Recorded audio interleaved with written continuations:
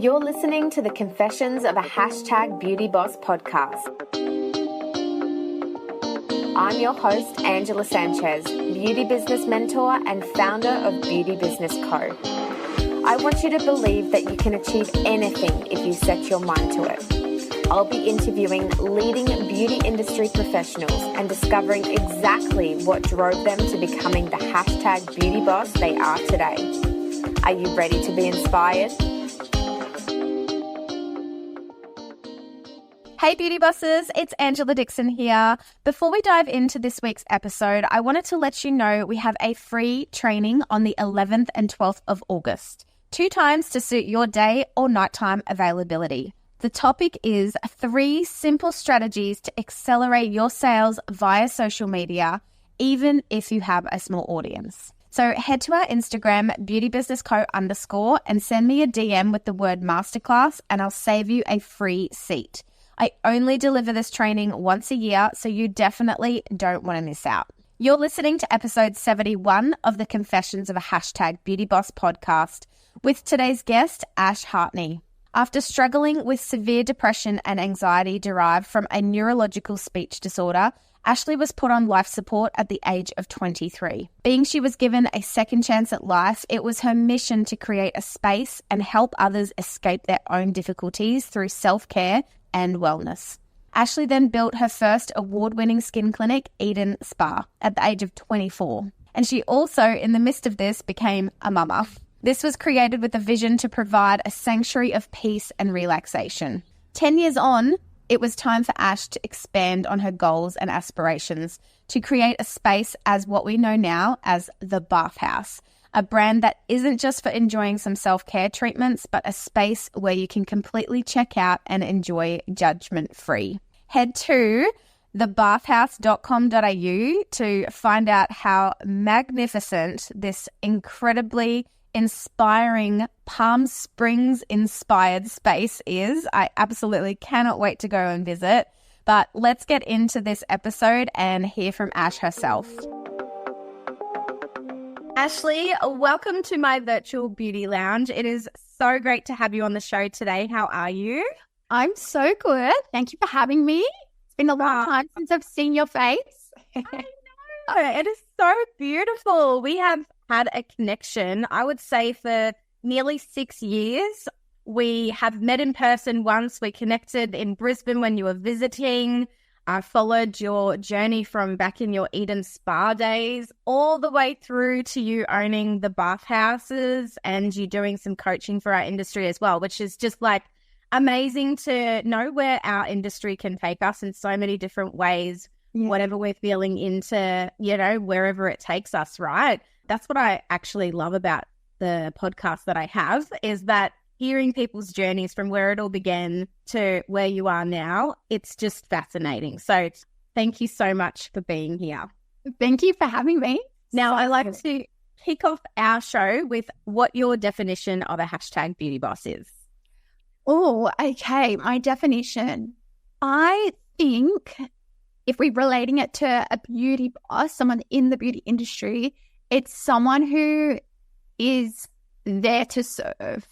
I think when we get into business, sometimes we can be worried about the money side of things, but when you're truly serving your clients, your people, your community, your team, that's the definition of a beauty boss for me. Yes, I love that. I love that so much because we can get caught up in the how are we going to make this happen, but And then a lot of the time we dive into business with like, okay, I just need my, I've got my qualification, I've got my treatment bed, some products here, I'm just going to get started and see how it goes. And then we do get caught up in the whole money side of things and what comes next with building a team and all of that.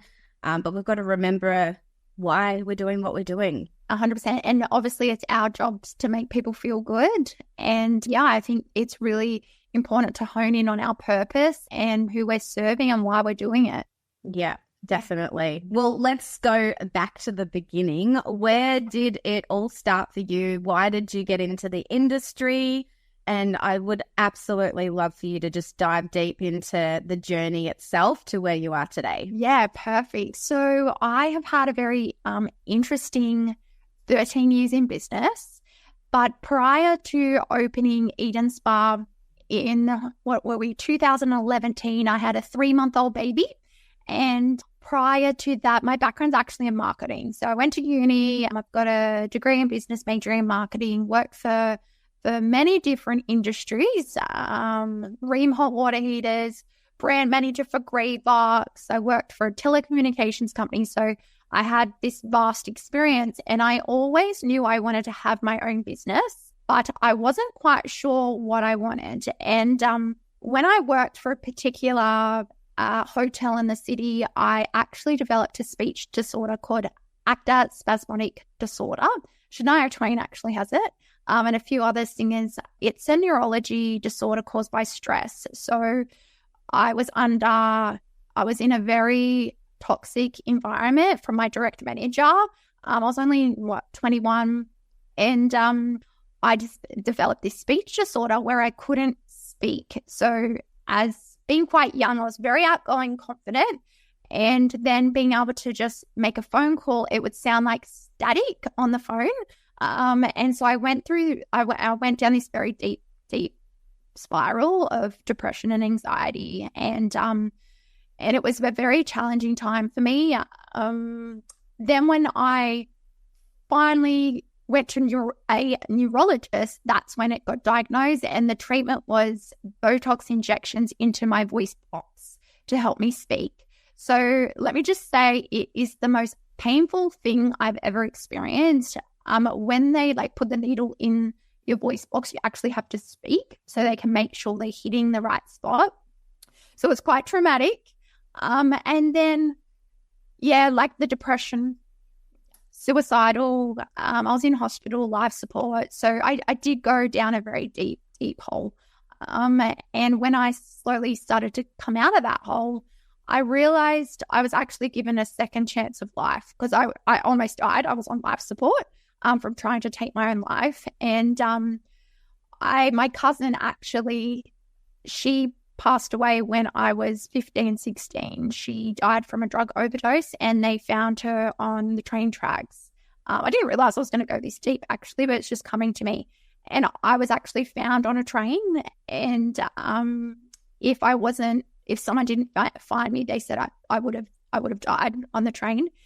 And that was a sign for me it was like her saying to me, you are so much more than this. You have more to give. So that was my takeaway from that. And that was the core thing that got me through that part of my life, and knowing that I have so much more to give. And she wasn't given the opportunity to give that. She was so young and that was the first death that ever happened in my life. And it was a big one for me.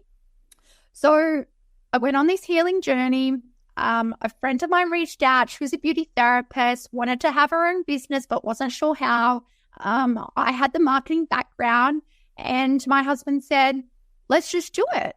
So she worked for me, helped me set it all up, and Eden Spa was born. So, and quite funny now that I think about it, the moment I opened Eden Spa, I haven't actually had Botox injections since. So I find that really interesting, that it was like I was stepping into this new journey, this path that was going to be serving and helping other people, that this speech disorder just disappeared. Every now and then I can feel it coming on when I'm feeling a bit stressed, but I haven't been back to have the injection. So it's quite crazy how stress and the things in your life can really affect your body. And when you're truly doing what you love and you're living your purpose, you can actually, do great things, and your body starts doing great things within. So opened Eden, had that. We only just recently sold the fit out. We kept the brand, but we've closed that down and brought all the staff across back to the Bathhouse. So many highs and lows with Eden. We opened a location in Wollongong. That was a complete fail. After 12 months, shut that down. almost lost my house. We were like at the bottom. Like you can't rise back up unless you fully hit the bottom, and we fully hit the bottom. So when that happened a few years into my business journey, I said, nah, I'm never opening another location ever again. This was so traumatic. The team just wasn't the right fit. Like that's a whole different story, what happened in that business. But I found it within to keep on going and to get us out of that debt, and implemented things, learned things, worked with a mindset coach 5 years into the business. So it wasn't until I actually started investing in myself that my business started to triple. Well, it doubled, then tripled. So we went from, 500K a year to 1.5. And then we had that continuously at Eden. And then everyone in the beauty industry knows the whole COVID story. So prior to that, I was coaching because I have that business background, and I have a very strategic brain and very solutions-focused brain. So the everyday running of a salon doesn't excite me. I love getting it started and putting everything in place and hitting those milestones, but I needed more. So got into my coaching. I loved it. I helped so many amazing women in the industry. 2 of them who actually have gone on who are coaches now, which is makes me so happy to see that they have gone out to help others as well. So, and around that time of coaching other salons, I really wasn't loving Eden. It didn't feel aligned. And I think because I had created it with someone else at the time, it just wasn't me. And I never felt like that business was me. I loved the clients and creating a community and sharing my stories around mental illness and how to help people overcome that. And we built a really beautiful local community around helping women overcome those things in their life, which was great. But it just didn't feel like me. So COVID really made me rethink everything. I'm like, what do I really want? And I always wanted a retreat, but I wanted something fun where people could come, not feel judged, where they could celebrate their wins. They could be high vibing. So the Bathhouse was born. So it's Palm Springs inspired. It is high vibe. You can still come for those beautiful, relaxing treatments, but it's about coming together and building beautiful connections with one another. So that's where we sort of are now in a nutshell. I love it so much. I love the fact that you first of all didn't give up. Imagine if you closed those doors. What would Ash be if she didn't keep going? That's amazing. You've continually worked on your mindset to stay strong, and I know that's a huge part of your development that you continuously work on. You're actually an NLP practitioner. I am. I'm officially certified. So I find it so interesting, and I did it to really help the team, but the things I've learnt in that course as well has helped me personally and helped my relationships with family and my son, who has, special needs, like not special needs, but he's on the spectrum. So he can be quite difficult. So it is, it's been really life-changing. And I think, if anyone is listening to the podcast who is struggling, it really is in the mind. When you can really focus on, different tools to help you overcome the challenges and start working on your mindset, that's when the magic happens. And for me, that's when I tripled my business, when I first started diving into the mindset work. I think it's so important. Yeah. Well, thank you. Thank you for sharing and being so vulnerable as well with our listeners. I feel like, a lot of the times we do share that business is really lonely, and it's not always, I don't know, we don't always have that safe space to be open and vulnerable and share, what's going on in our actual worlds. And it's nice that you have actually opened that avenue up for people to really realize that they're not alone. They're not the only one that is going through a lot of these, like overwhelming struggles that we have in business, in life, as we, go through different chapters as well. So so grateful. I think it is a real passion of mine, and I think it is really important that we have those conversations around like mental health. And we're very good at saying, oh, I'll be right, I'm good, how are you, rather than, and because we don't want to come across negative, especially as business owners. We want to look like we've got our shit together. And, we don't want it to affect the team. We don't want it to affect clients so they don't want to come to our business. But I think it's important finding the right space where you can have those real raw conversations. And, sometimes you just need to be heard. Sometimes you don't need someone, and men are really good at doing this. They come in and try and fix your problems. That's what my husband tries to do. And I say, no, I just want you to sit and listen to my day. I actually know what I need to do. I feel like I'm quite successful at what I do, and I know what I need to do. I just need to get it off my chest.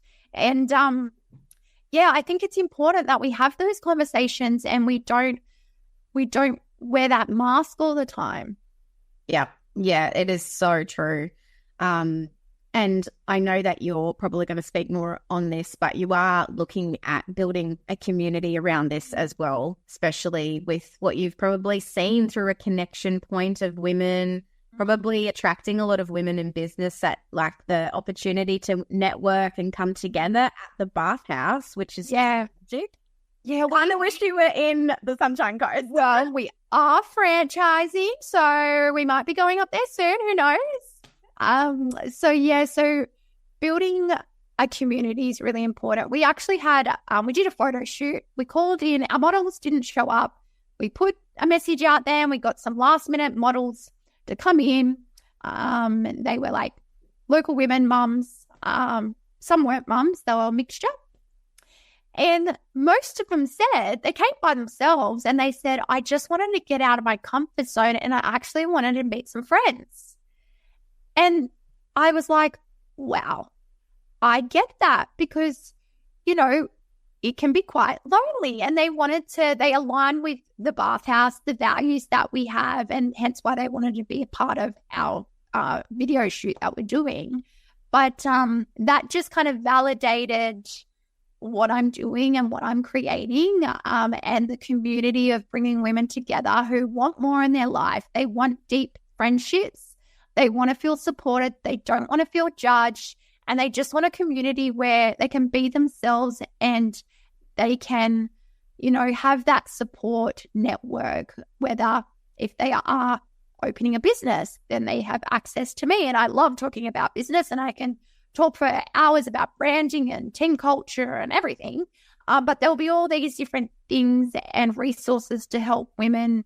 And my main focus will be the mindset stuff, because that's where the real shift is, when you can really work on you and remove those layers and be the observer of what's going on in your world. That's where the true magic happens. So we'll be bringing that soon to launching that soon, actually. It'll be in my bio shortly. So hey, I'll make sure when the episode goes live, we share all the links to connect in with you as well, especially if that's an opportunity to be a part of your world globally, basically. You don't have to be where every Bathhouse is to be a part of it. So 100%. Excited for you. I love it. Now, which hurdles do you continually see popping up when it comes to running a beauty business? If I look at the feedback I get from other salons, it's normally team, staff. If I look at my business, we have never had an issue finding staff, but I've been very good at creating a brand that people want to work for, and providing a lot of personal development for my team. So I do invest a lot in the team. But I think the number one thing is staff and attracting the right staff. And a big, a tip for those women who might be listening to this who are having issues with staff is, it wasn't until I got really clear on my company values that when I hire staff, I actually get them to fill in a values sheet, and they go through and select 10 top values, and they break it down to 3 of their top core values. And in the interview, we go through them, and straight away in that interview, I know if they're aligned with my values and my business or not. So it's a great way straight off the bat that I'm hiring the right people for my team. So I think that's a little pointer, a tip that, is quite useful. I found that really useful in my business. And then I think another area, well, there's 2. There's the money side of it. I'm a part of actually a mastermind. There's a lady who has a nail tech community based in the UK, and she just brought in nail tech International Nail Tech Price Increase Day. I might have the wording wrong, but she's had so much exposure, and she has this big community in the UK, and all the nail techs have raised their prices because, we do, being women, we tend to undervalue ourselves, and we don't really look at the numbers and the profit margins to make sure we are making enough money. And when you pay yourself, you should make sure you're paying yourself the same amount of money you'd be getting paid at someone else's salon as a bare minimum. So I think there's lots of areas of improvement in our industry to raise the standards and raise our prices. So when we're going to serve, we're not feeling stressed. We're purely there to serve, and we're still being able to put food on the table, essentially, and pay all our bills. So I think they're the 2 main things that I commonly see in the industry that I think there needs to be more education around, more support, and coming together like through your community and kind of having a movement similar to what they've done in the UK of, raising our standards, raising our prices, and being very aligned, because it is hard. You have, not that I'm against home salons at all, but, they are able to charge less than your brick and mortar businesses who have high rents and all sorts of other things as well. So it's about finding that industry average. So when clients come, there's that average and that expectation. And even with, I don't really want to get into it, but even like with the industry's unregulated as well. And that's a whole different topic as well. So there's so many areas that we could be improving on. But yeah, the main things is staffing and finance and cash flow. Yeah. Yeah, definitely. And I think it comes down to that no matter what your business structure is or the model that you have, whether you're commercial, home-based, large team, small team, just going out on your own, it's valuing your worth, right? I had a beautiful treatment on the Sunshine Coast, which is actually from a skin expert that I have been following for years and years. And she's on the south side of Brisbane, and she randomly popped up that she was going to be visiting the Sunshine Coast, and she was just kind of renting a space for a day. I went to her and paid over $250 for a skin treatment, which was absolutely magical. I didn't care kind of where it was going to be. I just knew from her perspective that I was going to be paying for the incredible knowledge and amazing service that I know that she provides, but she values her worth to be able to charge that amount, right? And I know that I was going to be receiving that because she shares that through the marketing that I see from her. It's just it was that expectation that I wouldn't be paying any less, So valuing your worth is really, really important. I think so. I think it's so important. So yeah, I think that. Well, before we press record, you had shared a bit of a strength you have when it comes to team. It's a genius zone of yours as well. And a lot of clinic owners, and I'm sure we have some listeners here, they're fearful of starting a team. They're fearful of, I guess, investing in a team in case they leave them. I know that I sort of had a few little strings of having some in-clinic team members when I had my business. And I think the mindset I went in with was that they're never going to be with me forever. And as long as I build them up to be the best version of themselves and passion comes through, the knowledge can be learnt, the treatments and the skills can be learnt. And, you know, like what can we maximize out of the time that we have together for them to be of service, as you had said, was like why you go into these things. So tell me a little bit from that side of you, because I know you've had the experience. And this is going to be my buzzword, brand culture. So brand culture is when you have a amazing brand that attracts the right clients into your business, but also attracts the right team members to want to work for you. But then you've got the culture component, which is the culture within the business, which is the culture within the team. So it's important to invest in that because it all flows through. The client experience doesn't just kind of start at the front door. It is the whole experience from start to finish, and it's how your therapists are showing up in that treatment room. And if they really love what they do, they're passionate about what they do, that client experience is going to be amazing, right? So yes, I understand the fear behind investing in the team. And yes, you are going to get team members who are ungrateful, or you might feel like they're not grateful because you have different love languages. And this is a big thing that happens to me. I'm a gifts person. So like you write in a card with a nice letter, that would show me that you really appreciate me as a boss. But the girls might just say, thank you for the training, it was great. I'm not a verbal. I don't like receiving words of affirmation. So it's about being aware of all these different amazing things that I love to teach. And these are the things I teach the team too, like your love languages and your communication styles and your different personality types. And while, like you said just before, it's so important while you have them with the time span you have them, that they are the best versions of themselves. And you need to know that when you create a very strong brand, most of your clients will stay. So hence why brand is so important, because if you can build a brand where you have loyal clients to you and your business, if that therapist or team member leaves, they're more than likely going to stay with your business.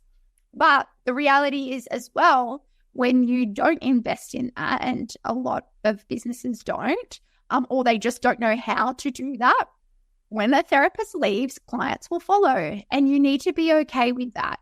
But it opens the door for you to hire another amazing therapist who might bring, new clients into your business. So it is a constant cycle, and it's just like business. It goes up, down, or I always say money flow comes and goes. You have great months and then you hit great bottoms. It just flows, and it's the same with your staff as well. So just having that mindset around and being okay with that, but just, giving them the tools they need to perform at their peak and be high performers while they are with you.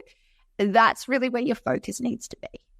Yeah. So, yeah. I love that. That could be kind of segueing into our next question, but I would love to know from you 2 important tips for the aspired beauty boss listener to take from you when they're starting out. And I know that you're probably I reckon you could walk into any beauty salon and transform, or let's decode and get back to the foundations of it all. So this is going to be really valuable. Okay, great question. I think the number one of the biggest things that I learned early on is retailing in your business and selling products basically is so important. I went into the mindset, no, I just want to make people feel good. But then it wasn't until I got really good at understanding the client, consulting, getting them on a skincare regime, that's where the profits started to come in for me in my business. So I think if that is a struggle for your team or yourself, really learning the art of listening and providing solutions. And that was something I got quite good at with my clients and teaching the team. Another thing as well, if you sell vouchers, now my business models sell a lot of vouchers. Having a separate bank account, and when you sell those vouchers, putting the money in, because we tend to be like, oh, great, we got all this money and we'll go buy a new machine, or we might invest all this money in training or personal development. But then when you get to your quiet months, say winter or whenever the quiet periods might be in your business, you don't have the money when everyone's redeeming their vouchers. And now vouchers are obviously redeemed for you're there for 3 years. It was easier with 12 months, but now it is a lot harder with the 3 years. And then I do have one last tip as well, is pay your bills weekly, pay your tax weekly, pay your super weekly. So I know the ATO don't really accept you to pay it weekly, but I actually have an automated debit that comes out every Friday. So every Friday I pay all my bills. So I know where I'm really sitting. So then whatever money is left over, I can go buy that amazing handbag that I want, or I do have that extra money up my sleeve to invest back in the business, or whatever it is that you want to spend your money on. But paying your bills weekly really helps me overcome that financial hardship in the early years and get back on top of where I am now. So, yeah, I think they're my top 3. Amazing. So valuable there. Thank you for sharing. Now, what are 3 apps that you just can't live without? I love Canva. Canva is so easy to use. Got the app on my phone, so I'm always creating things on Canva. CapCut, or editing reels and videos. I find that really easy to use as well. And another one which most people might not have heard of, it's called Connect Teams. So it's an actual app that we use that has all our policies and procedures in one place, quizzes, tasks, checklists for the team. It's got like a Facebook feed for communication. So because I do have a large team and I am franchising and expanding, it's a hub to have everything in one place. So it might not be cost effective for smaller teams, but if you are sitting around that 8+, I would recommend, because that's when it starts getting a bit overwhelming, when your team starts expanding and having everything in one centralized location. It's been a game changer for our business. Yeah, amazing. That sounds really, really useful. Really cool. Yeah, great. Because there's so many different, communication ways for team these days. I think it started with having like a team Facebook group. Yes. Now there's Voxer, there's Slack, there's the project systems as well. Many. Yeah. And we were using a bit of everything. Like we were using Slack and we were using Facebook, but some of the girls weren't on Facebook. Then sometimes I was using Voxer as well. But just to have one centralized place. So it took me a while to find this particular app to make sure it was going to work for everything I needed. But yeah, it's so much easier having everything in one place. Yeah, I can imagine you're not repeating yourself a million times a day. Yes. Yeah, because that does happen. I love that. Now, what areas of support do you lean into on a day-to-day basis to help you? Support in terms of to help me personally? Yeah. Yeah, okay. I actually journal in the morning and at night. I've found that really helpful for me. I set affirmations. I need to do a to-do list. I need to get everything out of my brain. So I don't always get everything on my to-do list, but it's just important because I do have such a high functioning brain that I need to get everything out. And I meditate. So I just hop on Spotify and I found one that I really like and I connect with her voice. They're the things that really ground me and set me up for the day. So, some people need to go to the gym because, or hop in a sauna or whatever, but they're my things that really help me stay motivated and on track. Yeah. Yeah. I love that so much. I guess that's sort of your day-to-day morning, evening routine just for you, right? Because I have a team of 8 going into franchising. You're a mum and we've got a team of 15. 15? Oh, wow. Yeah, we've got a team of 15. So it's chaotic. Yeah, I can only imagine. Yeah. And so, like, what does a day in your life look like? It's funny. I was going to put a picture up of my car because it's a mess. There's stuff everywhere, right? And that's what my life is like. And I sort of mentioned earlier, I might have been before we started. I'm actually a very unstructured person.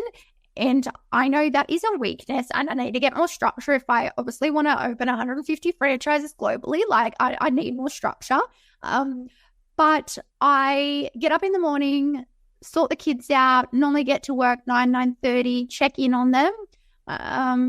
I try to do all my admin stuff in the morning if I get up early as well, just so when I go to work, I can be a little bit more present.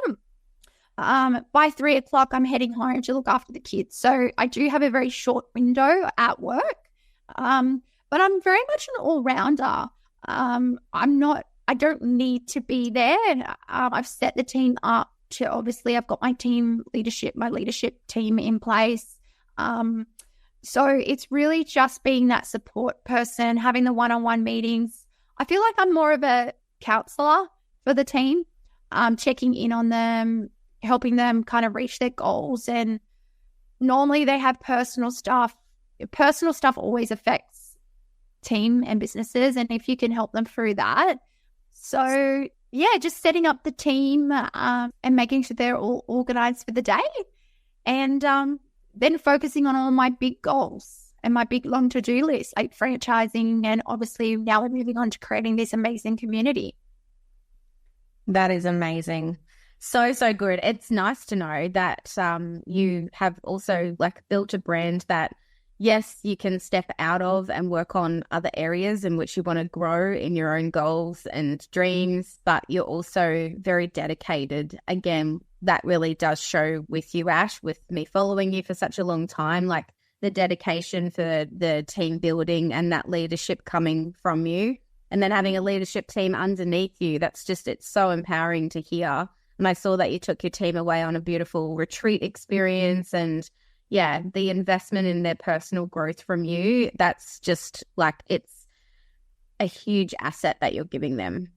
Yeah. Yeah. And I really love giving to them. I love serving them. I love seeing them grow. Some of the team members have just grown so much. It's mind blowing, and it just makes me so happy just to see where they started, and even the language they use now versus, 2 years ago, 3 years ago, 5 years ago. It is really it just warms my heart. So, yeah, it's been I great. love that. That's so nice. So rewarding for you as well. Yeah, it really is. I want to move on to some rapid fire questions now.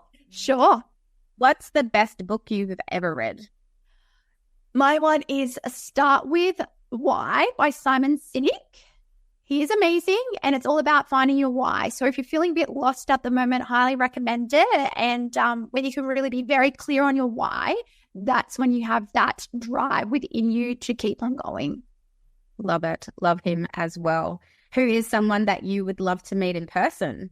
I think I would like to meet Richard Branson and maybe have like a good, 30-minute chat with him to pick his brain.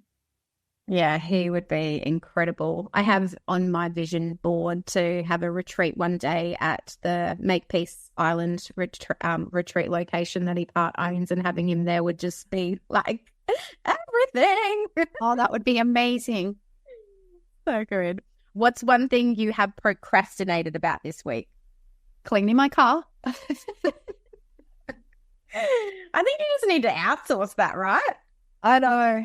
I do. That's what the girls at work said to me yesterday, because we're having a conversation about this. And I'm like, I think I'm definitely undiagnosed ADHD, and I'm dyslexic as well. So like the thought of having to clean the car is just not hitting my dopamine levels that I need to be reaching daily. So I love it. And you know what? I think sometimes, again, with you being unstructured and the success that you've had so far, there's clearly parts of it that works for you. And maybe if the car was completely clean, life just wouldn't be the same. Probably. And I know where everything is. Like my house is clean, and like the workplace is clean. But yeah, I just kind of get a bit messy sometimes. You're on the go, I can Yeah, imagine. I'm on the go, always on the go. What is something you would jump at if you knew you wouldn't fail? Well, it's funny because I am jumping at it, opening global franchises for the Bathhouse. And I have this philosophy of, you know what, if I fail and I lose everything, I can start again. Wow. Yeah. That's just like a mic drop right there. I'm very excited for you. I've just sort of got the goosebumps all over the body. I can't wait. Yeah. If you were stranded on a deserted island with no Wi-Fi, what's one thing you wish you had with you? Look, I'd probably say two things, a journal book and a pen, so I could just get all my thoughts out of my head because my brain would be going crazy. Yep. Fair enough. This has been so lovely, Ashlee. I am truly grateful for you carving out some time. I know that you're actually heading away to the States tomorrow, and you've given me some time of your day to share a really powerful message with our community. I feel like we're completely aligned with the, opportunity that we all have to believe in ourselves and that we can create the beauty business of our dreams, whatever we desire, not to dream too small. It is, the sky has no limit when it comes to this kind of work that we do. We can go in so many different directions, but again, coming back to that why, in what you want out of your life and why we're here, what our purpose is, what our genius zones are, and really leaning into that. So I'm really, really so grateful that you have been on the show. Oh, it was a pleasure. It was so good to catch up. And I really hope, as long as someone takes one thing away, that they can kind of, have that aha moment and can start moving the needle in their business. I think that would be amazing. So, yeah, if anyone does find an aha, I would love to know. If you can reach out to me on Instagram, Ashlee Laura, and I know Angela will probably pop it in the notes, but I love hearing feedback, and I love to hear people's takeaways. That's one thing I actually do with my team. I always say, what was your biggest takeaway? And even sharing it with obviously Angela and me, because we're here to serve. And yeah, I know that would, be really powerful to hear that. Yeah, absolutely. If you will add all your Instagram. Yeah.